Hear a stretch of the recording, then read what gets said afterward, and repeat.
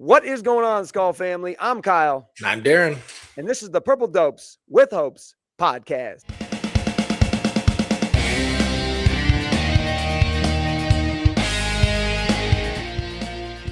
Welcome into the Purple Dopes with Hopes podcast. We are part of the Let's Skull Network. And Darin, we are on episode number 46. So you ready for some number 46 jerseys of the Vikings? Let's do it. Number 46 jersey. That's awesome. All right. We got a running back from 84 to 91 for the Minnesota Vikings, Alfred Anderson. That's not drawn. That's not coming to mind for me. No, but I mean, he was 7 seasons with the Vikings, so he probably has a couple career touchdowns there. This guy goes way back, 65 to 69. So this is a shout out to our more seasoned Vikings fans here. Maybe a little pepper on the top there, Vikings fans. Ursel McBee. Yeah. No idea. So if you know Ursel McBee, or if you are Ursel McBee, drop it in the comments below. And then the last one, the most current Viking to wear number 46, our boy Will the Thrill. Will Reichert before he was, I was going to say, that's the only one that I was thinking that he was 46 before he was 16. Yeah, majority of Will Reichert's rookie cards are in jersey number 46. Nice. There you go. Yeah, jersey number 46. So if you're finding us on YouTube, we appreciate you. Please make sure to drop a subscribe. We are cruising our way to 400 subs by the end of training camp. I think we're less than 25 subs at this point. So please make sure to subscribe to the YouTube channel, and then make sure you follow along, and then rate and review us on the podcast platforms. The rating and reviews do give us a little bump on the algorithm, especially for Apple. So please make sure you do that. And then if you're shopping for any new jerseys this NFL season, please use our NFL Shop affiliates link in our descriptions of the podcast and the video. And then that's when you can support the Purple Dopes with Hopes podcast. So those rivalry jerseys coming out at any time, man. Dude, I'm just waiting. I'm itching. I saw they revealed it to a couple of the defensive guys, and I'm just like, in my mind, I'm just like, what am I going to see? So I know I'm going to love it, whatever it is. So I can't wait. Darin, I do have a question for you, man. This is a more personal question here. I know you play fantasy football, and as do I. For this season, what's kind of been your thought as far as if you got, or for your first round pick, do you go quarterback? Do you go running back? Do you go wide receiver? So most of mine are auction drafts. Okay. $200 budget. First pick tonight. I had one tonight. And went Justin Jefferson, man. Let's go. That was my next. That was a little bit more with my heart than my head, but sometimes we can do both. So yeah, I'm more of a quarterback guy first myself. But last year I went wide receiver, and I think this year will probably be wide receiver as well. Quarterback first. How many points for a touchdown pass? So I play in leagues where it's 6 points. Okay. I know standard leagues is 4 points, but we play 6 points. So that's why quarterback is a little bit more valuable. So, but my next question for you was, do you draft Vikings? And it sounds like you are. I got Kyler Murray in both leagues that I've drafted so far. I have Jefferson in one, Addison in another. Yep. I'm a fan of drafting guys. I know I have friends that don't draft guys on their team because they just can't do it. But I'm a fan, man. I draft Vikings. I like to double dip. I don't like the hedge. I want to just go for it. And I can either be psyched or miserable. Yeah, that's fair. That's fair, man. I can appreciate that and respect that. So Justin Jefferson and the number 1 pick this season. And then you do got Kyler Murray. And then Will Reichert, I'm guessing he probably went top round for. So my deal with kickers, I'll nominate them early for a buck, but I'll never pay more than $1 for a kicker or a defense. And so I nominate them. And I think Will Reichert went for like $8 in my league. Of course he did. Why would he not? Why would he not? I mean, why would he not? I'm not paying $8 for a kicker. So fair enough. Well, the Vikings did have a preseason game this past weekend, win against the Ravens, lost that game 13-3. A lot of things to talk about when it comes to that game. But I think let's start with the positives, man. And let's talk about our defense. Dude, our defense looks so good. And here's what I want Purple Dope listeners to note. We don't have the studs out there yet, man. But we got a lot of studs on our defense right now. Like they're not playing. It is amazing to watch the growth so far between the Giants game and the Ravens game of Caleb Banks, Dominic Orange, and Jake Galday, man. Dude, those guys are big citrus out there knocking passes away. Dropping back into coverage. I mean, is there Is this just like, what are we thinking right now? So I just want to hear, as you watch these guys, in their second preseason game, kind of what thoughts came to your mind, seeing some of the highlights, seeing what they're doing out there, the replays, all that fun stuff. Dude, number one, Jacob Thomas. Man, that guy he's a lock to be on the roster, and he might start. Like, this guy's a player. Undrafted, free agent, not to be confused with Jacoby Thomas, who still excited for. Just, he's working through the back thing. And Jacob Thomas, man, like, just continues to impress. Like, love it. Absolutely. Yeah. I continue to hear his name out there. I continue to get excited. I mean, you got to love the story. Undrafted free agent out of James Madison, comes out of nowhere. And dude is just a player out there. And I think he really fits Brian Flores' style. I think that's why he's having so much success. I don't know if he does this in another defense, but Brian Flores' defense really kind of suits his strengths very, very well. Yeah, and speaking of flow, I do like seeing what he's calling. Like, he is running blitzes, somewhat exotic blitzes for the preseason, and I think he's trying to find out who can play in my defense. For sure. Yeah. So, I appreciate what he's doing there. Honestly, we've talked about it before. I'd like to see the offense probably do that a little bit more too, but at least on the defensive side right now, Elijah Williams, another name that continues to pop up week after week. It seems like he's headed for a roster spot as well. But yeah, I think this preseason game in particular is a little bit hard because we had the joint practices this week. So for sure, a lot of what they wanted to see came out during the joints. Whereas, for this game, I think I don't know if any starters really played. Yeah. And then, I felt like, at least on the offensive side of the ball, pretty vanilla. Yeah, I mean, we'll get to the offense, here shortly, as far as just the things that we saw out there. But I've just so impressed with the growth between the Giants game and the Ravens game of Caleb Banks. Man, that guy gets in there, tackle for loss. As Ravens were trying to get out of their end zone, he's in there, busting through the line, making a tackle for loss, keeping them in there. Three guys on him too. Deep in their red zone. And then, shoot, a guy with the athleticism of a lineman that can drop back into coverage that is Dominic Orange. Like, I mean, this defense is going to be something special. And then you factor in, get Metellus in there, you get Van Ginkel in there, you get Eric Wilson in there, you get Cashman in there, Cashman, and Jalen Redmond. We are talking about a top tier NFL defense coming into this season. And I don't know, it just gets me excited. And I know, like you said, and we'll talk about the offense, shortly here, but this defense just gets me really excited about the potential of, hey, if we don't got things figured out yet with our offense, our defense is going to carry us, which is a really exciting thing for the Vikings. Because 100%. Look several years back, and our defense was the worst in the NFL. To now we have it. KOC's first year, man. Yeah. To now we have it turned around where this could be a top tier NFL defense. And like I said, the studs aren't even out on the field yet, but the studs are out on the field because our rookies are definitely, they're showing out, man. And again, I would say the Giants game, we saw more splash plays. We didn't get a lot of splash plays in the game. I think there's maybe a sack. But to the 13 points, that's what you want to see on the scoreboard. And they're just making plays, and it's the right guys that are going to be on the team making the plays. Yeah, and, if you look at when the Ravens got down, in that red zone, I think in the second half they got down there and kicked a field goal. But, you make a stop. They ran a little side screen play. We make a stop. They get a penalty. Those are the things. When the ball gets in the red zone, hey, let's hold them to 3 points. And granted, it was I think it was the 3s against the 3s or the 3s and the 4s at that point. But still, making stops in the red zone, getting guys excited is pretty cool out there. So kudos to our defense, man. They are definitely the bright spot right now when it comes to the preseason. Big time, I know the preseason is the preseason, but and let's just remember, as good as that D is, the offense gets to practice against them. Yeah. So that's going to do nothing but make our offense better. For sure. Yeah. Well, let's move a little bit to the offense conversation here. Like you said earlier, we really didn't see many of the number ones playing out there.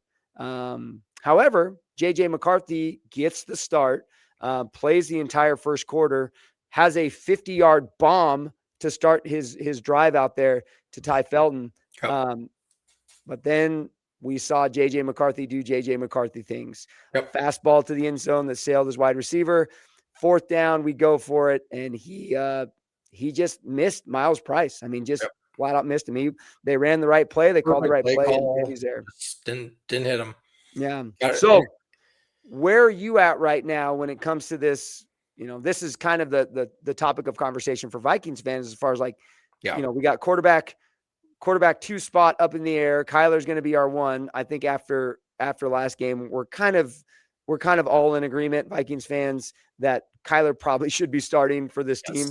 But where do the cards fall with this quarterback 2 spot, quarterback 3 spot with McCarthy? I don't think anything's changed for me. Looking at or going back to my previous statements, I think if Kyler goes down in game, it's Carson Wentz. If it's a multiple week injury and you need to get someone ready for the following week, it's McCarthy. Yeah. Because this is preseason. This is I know we've seen 10 games. We've seen 10 games, guys. Yeah. Let's not lose our heads here. Yeah. Is he going to be a Hall of Fame quarterback? Probably not. Yeah. Do we actually know what he is yet in 10 games? I just this is all practice. He's playing with the 2s. I don't want to overreact to what we're seeing in the preseason right now or what we saw last year. We saw flashes of greatness and it's completely inconsistent. And I would say that's what we're seeing right now. Yeah. That ball to Ty Felton, just recognizing the one-on-one coverage and saying, I'm going to let Ty Felton go up and be an athlete. Great call by JJ. For sure. He threw it to where he could catch it, let his guy go high point it. And then we get to the end zone throws. Yeah, he sails them. Honestly, for me, what I think he needs to work on is he has 1 pitch and it's a fastball. Yeah. Figure out your changeup, man. You got to be able to layer your throws from the short, intermediate, and long, and he can't do that right now. Yeah. And I think that's, in my opinion, the biggest issue in his game. Mechanical issues, sure, but no one's going to talk about the mechanics if he's hitting his guys, right? For sure. I mean, there's Hall of Fame quarterbacks who have terrible mechanics. That's just it. Yeah. So, I mean, look at Phillip Rivers. I mean, again, the guy played for forever and was amazing. Yeah. You can overcome bad mechanics, but you have to be able to figure out how to deliver the ball. And that means taking a little bit off the ball, different arm angles, right? You can't just come over the top and let the defense knock it down. You might have to throw around him. And it's just things he hasn't figured out yet. Yeah. And he's 23. So I'm believing that he will have a chance to figure it out. Yeah. And one last thing, he's still cheap. So why would we cut him or trade him for a 7th round pick? For sure. That doesn't make any sense to me. He's cheap. And if Kyler goes down, honestly, I don't know where the season's going to be at. Obviously, if we need 1 win, maybe it's Carson Wentz. But like I said, I think we put out JJ and we see what he has. I guess I'm just curious, and I heard a couple guys, Vikes Now was talking about it during the game, why JJ McCarthy isn't playing the entire first half. Why are we going 1 quarter of JJ McCarthy when it's apparent the things that he needs to work on are in-game things? Yep. We've seen training camp. We know he can make throws. We know he can make plays. He has the tools.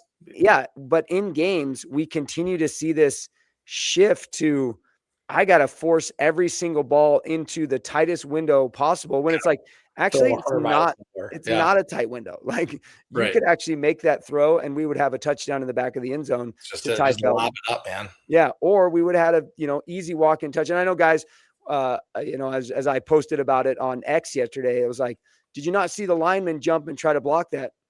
Yeah. But I also think that you could have made that pass a lot different instead of forcing a fastball over the lineman's head. You could have put a little loft on it. That's just right in the pocket there. So that's a straight alley-oop pass right there. Yeah. Throw it underhand, just get it in the air over the defender. That's all you have to do. There's no one else there. So yeah. And then bad throw. The hard part for me is the red zone was bad, but then we saw several other throws that were just as bad. Sailing guys, that I think it was one of the first plays of the drive, guys breaking out to the sideline, and he just throws it into the sideline. Like, it just seems like he gets this giddiness inside of him.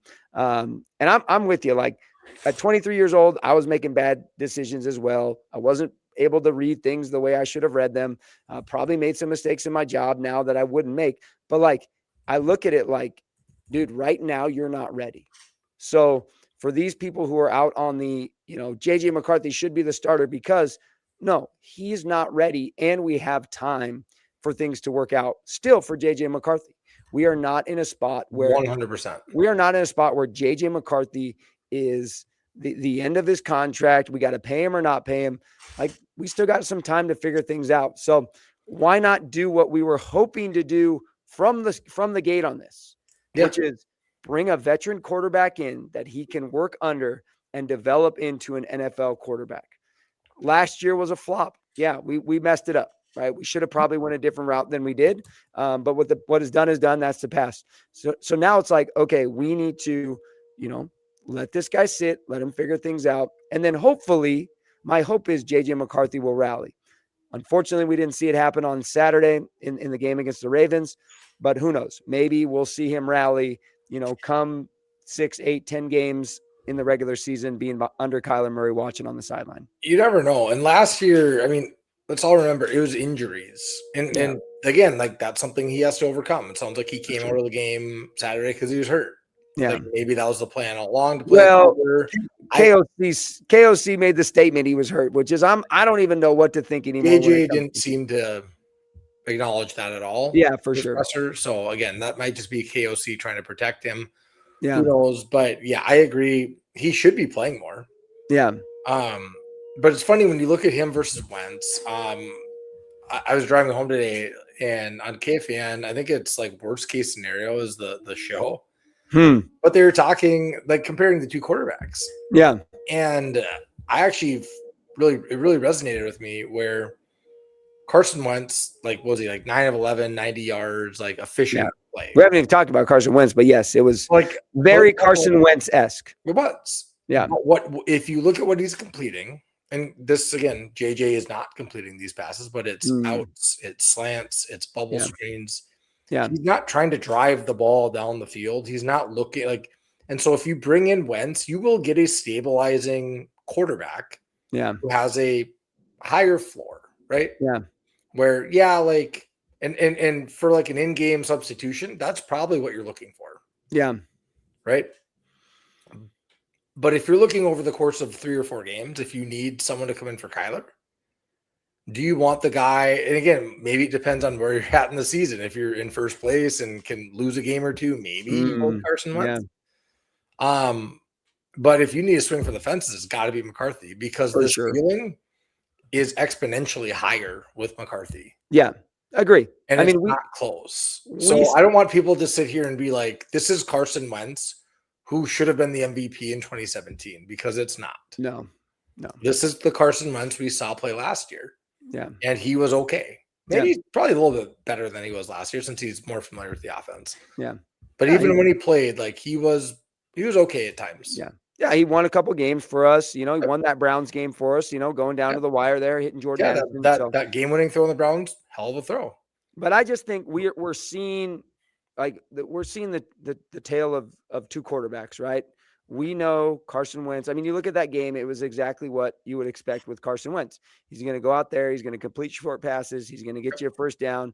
We didn't score any points with him. We didn't score any points with McCarthy, but we did have the home run ball there to Ty Felton that I don't know that Carson Wentz is going to make that decision to put that ball downfield, because he's out there to manage the game, get first downs, and move the chains. He's trying to hit his first or second read. For sure. Yeah. And he doesn't want to hold the ball for 5 seconds. Yeah. Absolutely. Well, it is interesting to see kind of this wide receiver battle developing a little bit for us, because we do have like this Ty Felton versus Miles Price. And I just kind of want to get your opinion on where you see the wide receiver 4 spot falling as of right now. I will be shocked if Miles Price isn't on the team, just based on what he's done in camp in these first 2 games. For sure. Like, no matter what happens this week and next in the third preseason game, he should be on the roster because man, does he look good. For sure. Ty Felton, same. Like you can't cut Ty Felton. And I think they keep at least 5 receivers, if not 6. Okay. So I do think they both are going to make the roster. Again, they're not competing necessarily for wide receiver 3. Yeah. At least not yet, right? But again, like we'll see how Jennings comes into the season. You know, injuries happen, whatever. Like, yeah, having those guys compete the way they're competing. I mean, that's not bad for us. You know, we can never have too many good wide receivers. So I think we have a good problem right now. We have a 100%. Lot of good wide receivers. Yep. I did make a hot take today with Jason Harmon that Ty Felton will finish the year with more receptions than Juwan Jennings. I'm all about Ty Felton right now. I think this is that would be amazing. I think this is a breakout year for him.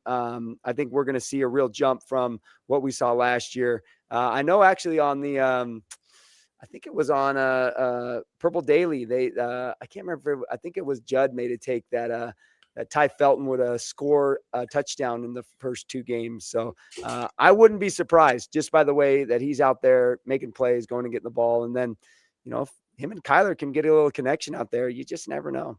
That's just it, man.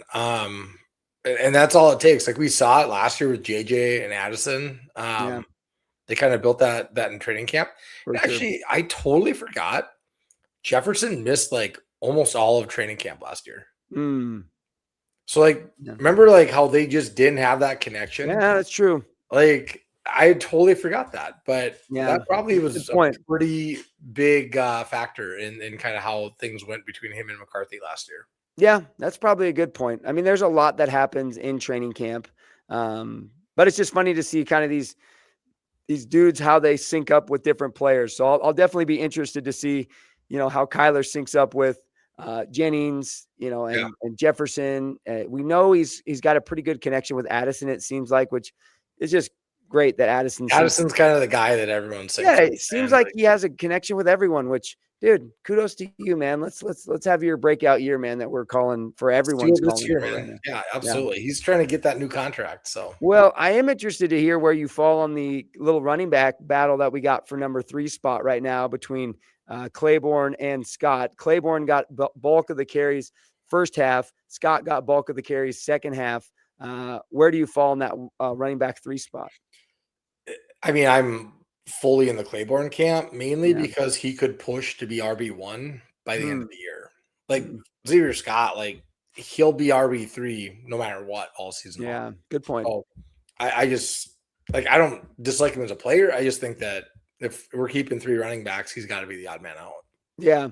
Well, I mean, Claiborne's speed when he gets to that corner, he had a breakout play against the Ravens, I think on Thursday. And it was like, okay, this is why, but he does got to get a handle on the ball because he has had a handful of fumbles, or I shouldn't say handful. He's had a couple drops. And so, definitely something that he needs to be, you know, fine tuning and working on, you know, if he wants to make that jump to getting, you know, more carries within that 2-headed monster of Jones and Mason. And so definitely see the potential there. I think we see it as far as the speed goes. I think he's doing what a rookie running back does.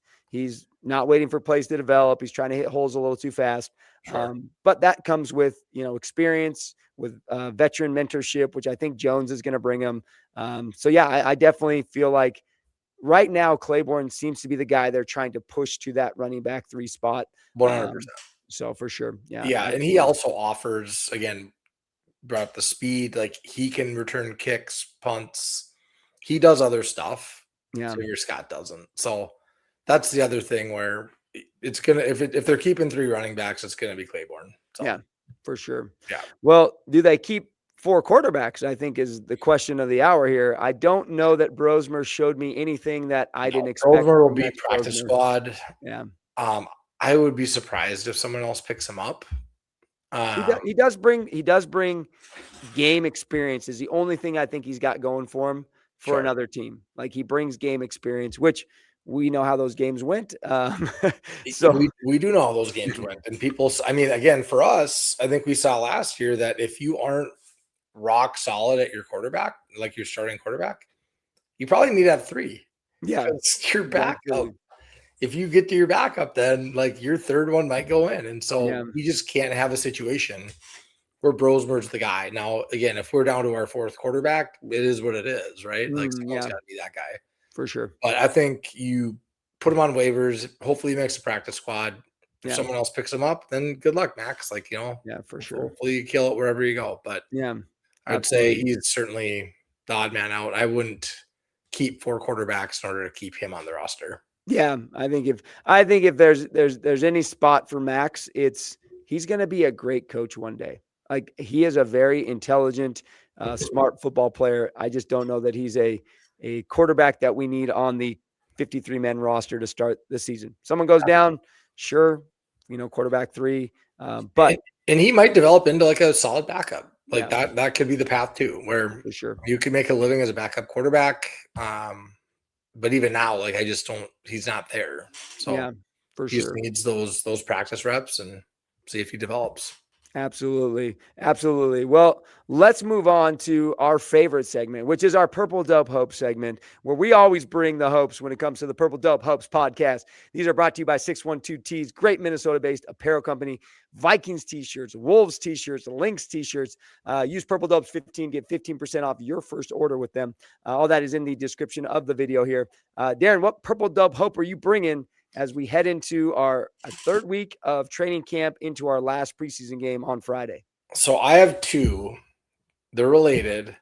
One of them is very unlikely to happen, but I'm still going to say it. Okay. And that is, I would like our starters to play on Friday against Denver. I would like them to play a couple of series just to get back out there in the game situations. Unlikely to happen. So my real hope is that JJ McCarthy plays at least one full half, if not more, because he needs to be out there playing against real defenses and real game situations and work, like we said earlier, just working through those motions in the game, getting out of the huddle on time, making the right reads, putting some touch on the ball, all those things that you do in a game.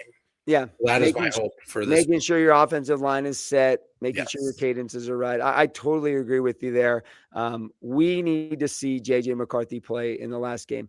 I don't know why we play guys in the first preseason game and not in the third. Why don't we play the rookies in the first and then get us ready in the third? I don't know why that's KOC's order of operations, but I do know I've seen other teams are going to be playing starters in the third preseason game that they're doing, that they flipped that they didn't play in the first one. So I'm not sure why KOC goes that route. But I definitely agree with you that our hope has to be that some starters are out there. It would be great if our offense, I know Jefferson won't play because he never has, but it would be great if our offense could get a couple series in that first quarter just to be ready for the division rival game that we are coming into week 1 against the Packers. It's the last live look until you got the Packers. Yeah.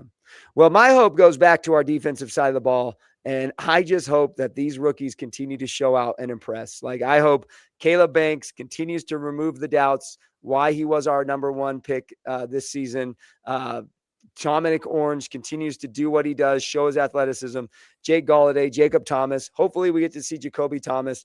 But I got high hopes for these rookies out there because, they're going to be a special group, man. I just feel like we are going to be talking about 2025 or 26 NFL draft in 5 to 10 years about how good we did with this defensive group for sure. Absolutely. Well, you did mention a little bit. We got our third preseason game against the Broncos on Friday night in Denver. Just kind of what are your thoughts leading into that third preseason game? What are your expectations from the team? It just depends who plays, right? That's where obviously I want to see JJ play, but a lot of times that last preseason game is the final, it's the last couple of roster spots they're trying to finalize. So that's probably what it's going to be. I'll probably have it on, we'll be home on Friday. So I'll have it on, just checking it out. But likewise, it's hard to stay fully engaged when 90% of these guys aren't going to be on the team. Yeah. So I want to watch and, make sure that, we can talk about this and understand what's happening in the game. But it'd be fun to see some guys that are actually going to be on the roster in that game. Because I do think that the reps are going to be helpful. I absolutely agree. I think my expectations are, I hope we are seeing guys that we're going to see playing this season, play in that game.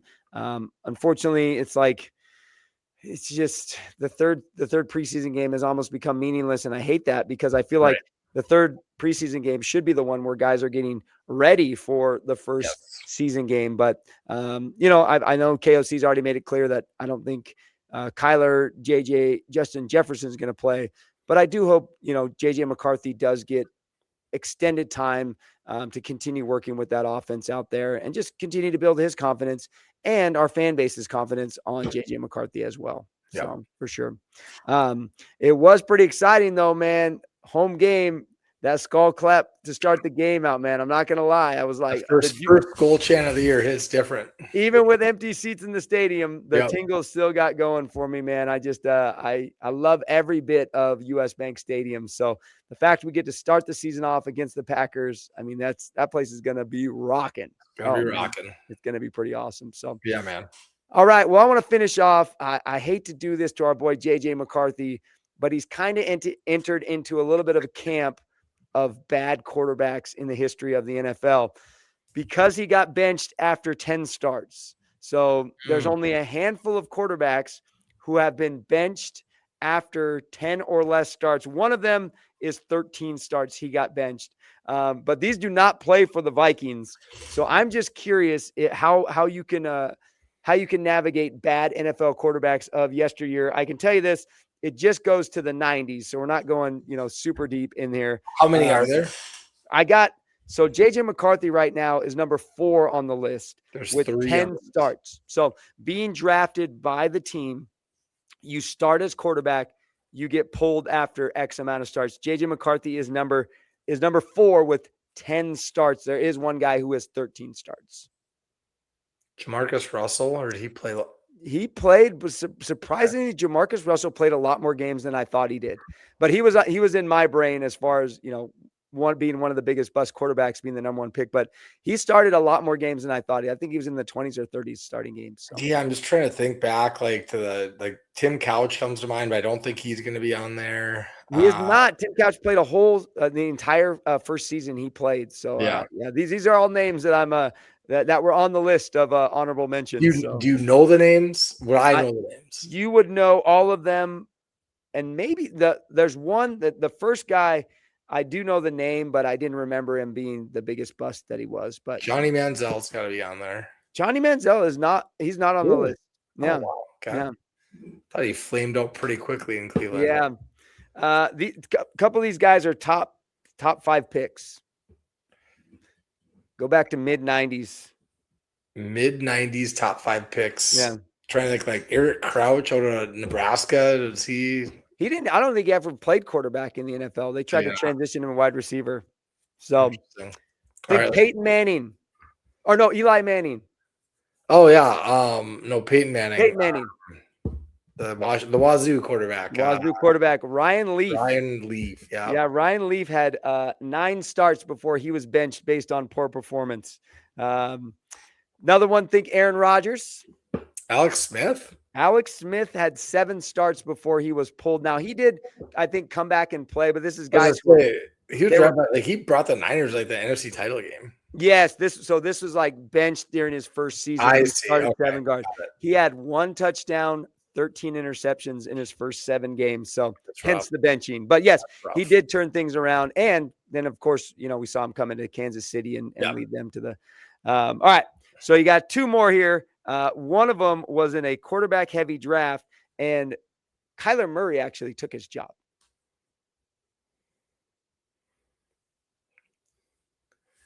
Trying to think who was it Carson Palmer? No, this guy came after Carson Palmer. He was a top. I think he was a top. Oh yeah, the kid out of Cal. And he said, I believe he said, you're going to regret all the picks that were picked in front of me. Yeah, I just can't remember the name, but I know he's the Josh Rosen. Rosen, that's right. Yeah, Josh Rosen. So yes, he had 13 games. The number 1 guy was a Detroit Lion in the early 90s, Andre Ware. Oh yeah, I know that is. Andre Ware, 1 start. He got one start? Got one start before he was benched. So that's insane. Anyways, I hope JJ McCarthy, for the sake of this list, you can find your way off there. Maybe you'll be an Alex Smith and turn things around after those first 10 starts. But yeah, hey, we're still on, we still got our JJ stock. Don't worry about that. He'll turn it around. Definitely not a list that you want to find your name on, though. So let's hope that he finds a way. Well, thanks so much for listening to our Purple Dubs with Hope podcast, episode number 46. Please make sure you do subscribe if you are tuning into us on YouTube. And then if you're listening to the podcast platforms, please make sure follow the show and then rate and review us. We got our third and final preseason game coming up on Friday. We'll break that down this weekend, as well as maybe do a little our thoughts on the NFC North. And then, of course, before the season starts, Darin, we're going to run down the schedule and predict how we think our Minnesota Vikings are going to finish. So one of my favorite episodes to do. So 100%. Always remember, Minnesota Vikings fans, we skull, you skull, we all skull together. We'll see you guys next week. Skull.